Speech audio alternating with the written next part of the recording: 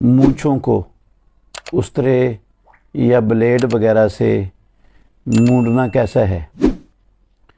सही मुस्लिम शरीफ में और दूसरी अहादीस की किताबों में रसूलुल्लाह सल्लल्लाहु अलैहि वसल्लम का फरमान है कि आशरुम मिनल फ़ितरा, 10 चीज़ें फ़ितरत में से हैं।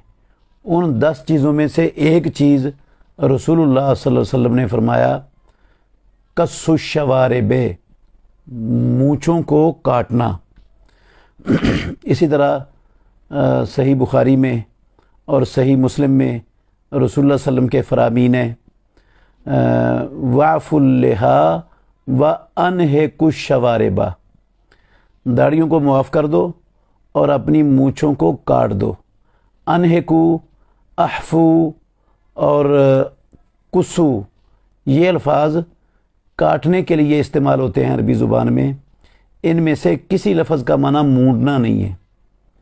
तो मूंडना मूँछों को, ये फितरत में नहीं है, ये फितरत के ख़िलाफ़ है, काटना चाहिए।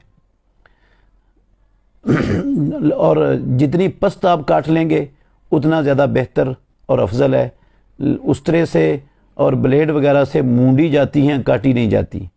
मशीन से काट सकते हैं या कैंची से काट सकते हैं। बारीक मशीन लगवा लें या कैंची से जितनी पस्त होती हैं वो कर लें तो ठीक है, फिर हदीस के मुताबिक है। रसूलुल्लाह सल्लल्लाहु अलैहि वसल्लम से मूंडना या सहाबा से मूंडना मूँछों का ये साबित नहीं है।